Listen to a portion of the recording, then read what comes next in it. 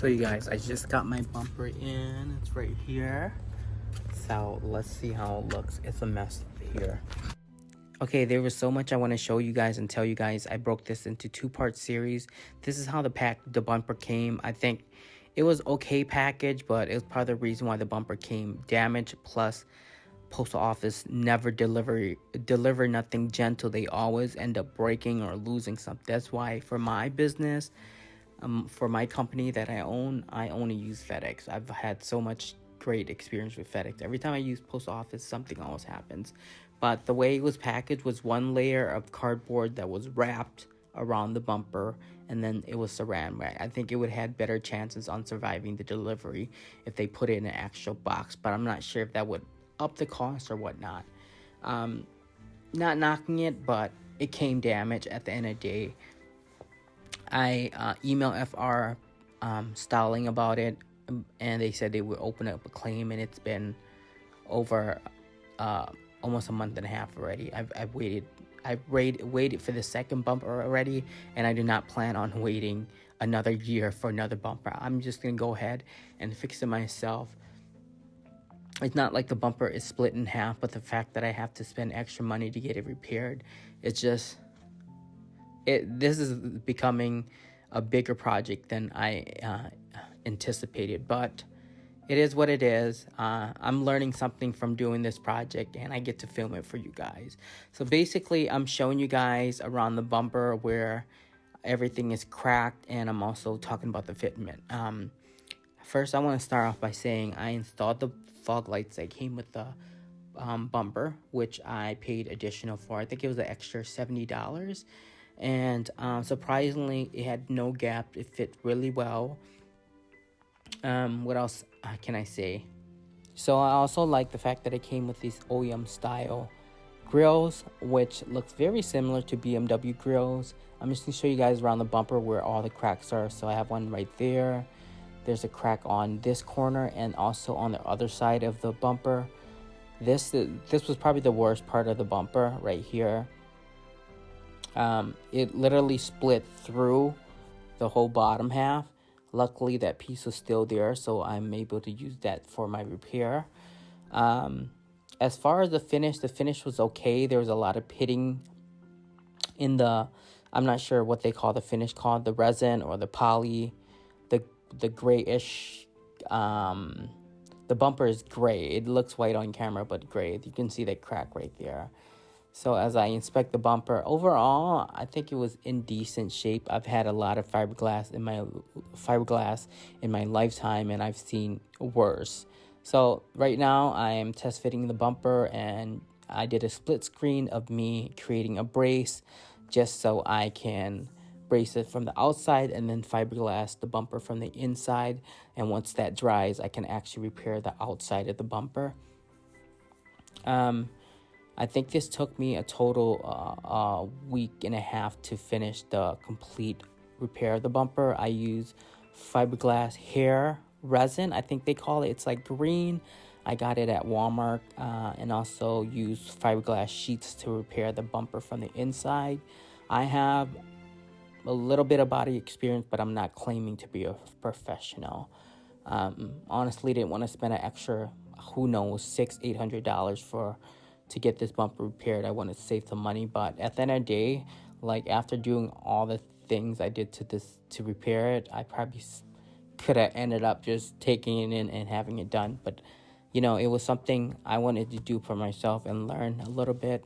And on the other side of this split screen, I'm actually installing a lip on the bumper while customizing a lip I found on eBay. But yeah, this took me about a week and a half to do. I think it came out pretty nice, and I was like rushing to get everything done because here in Wisconsin, we're in October and our weather getting down to like 50 degrees. So you guys know, working with paint and body work, 50 degrees is not the ideal temperature to be working on. Okay guys, this is the finished result, and I'm just showing you guys my body work. Like I said, I don't claim to be a professional or anything. I did as best as I could, and after, I think I let the fiberglass cure for a whole day just to make sure it was hard enough. I went over the fiberglass. I went over with a little bit of Bondo filler, just to fill in all the pits around where I repaired. And I have a feeling this part of the bumper is going to re-crack again once I install it, because it needs to flex a little bit, and that's why it cracked in the first place. I also ended up DAing the whole bumper and using primer filler just to fill in all the pits the bumper came with, because I didn't want to do any extra work. So a lot of the primer filler did fill that in. I'm not expecting for it to be perfect or anything. So this is the day after I did the whole primer filler. I used Rust-Oleum high build primer filler that you can get at Walmart, I believe. I'm pretty sure I could have used some better stuff, but like I said, this is do it yourself in your garage, and I'm not a professional. I'm trying to do my best. So just showing you guys the parts that I repaired. And yeah, the next clip, I am gonna water sand this down. I think I'm using 600 grit to water sand.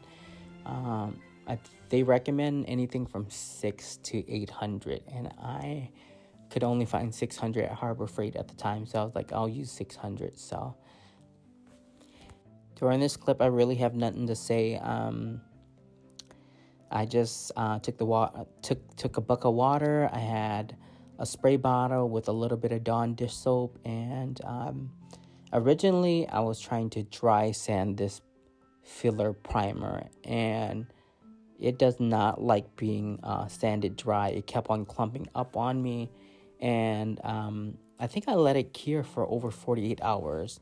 So I thought that was really weird. Maybe it's not meant to be sanded. Maybe you're supposed to put something on top of it, like an actual sandable primer on top of the filler. I don't really know, you guys. Like I said, I'm learning as I go, but once I put a little bit of water with soap on it, it was easier to sand down. Yeah, honestly, I never knew that you have to sand primer down before you put your base coat down. Like back then when I was like doing wheels and doing other projects that I had no clue on what I was doing, just learning as I go, I used to just spray primer and just spray paint over the primer, and now I know why it was so rough.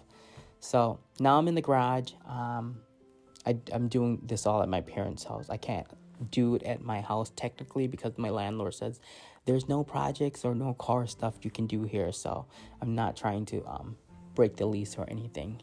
So I'm doing it here at my parents' garage, and I can't do it outside because, you know, my mom has gardens, and all this spraying is not good for the plants. So I'm doing it inside. I use a lot of plastic to cover all the tools in there.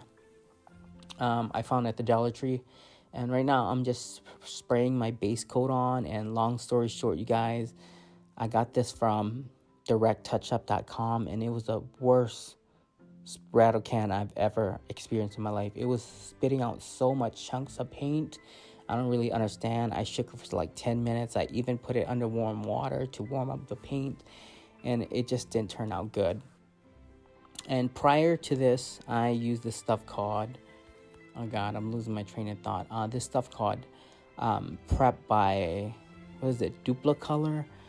I couldn't get a hold of wax and grease remover because I wanted to use that before I actually sprayed the base coat on. So I ended up finding this stuff, and supposedly it's supposed to be similar. But you guys, I put that thing over the primer, and it literally melted my primer out. I had to resand everything.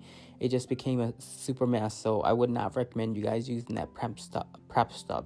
Unless I used it wrong, who knows? But this is the very next day when I sanded all the chemical reaction. You can see right there down, and it's just like, man, I just had so much extra work ahead of me. This became a disaster, and I wish I would have just took it in. I really wish I would have just took it in at this point. But I'm going to be looking back probably a few months from now and be proud of what I did. Like, hey, I did that every time I passed my car. So basically at this point, I'm waiting for just the base coat to clear so I can sand this part you're seeing right there, because it's not sanding properly, and I think I just need more time to cure. And I've also ordered new paint by actually I don't even know how to pronounce, Sherwin-Williams. which is supposed to be a better brand to use. So I'm waiting for that to come, which is probably going to take a couple weeks. And that's when you guys will see part 2. Anyways, hope you guys enjoy this video. And I'm taking you guys along with me because I have no clue what I'm doing. And hopefully everything turns out good because it's been a long journey with this bumper.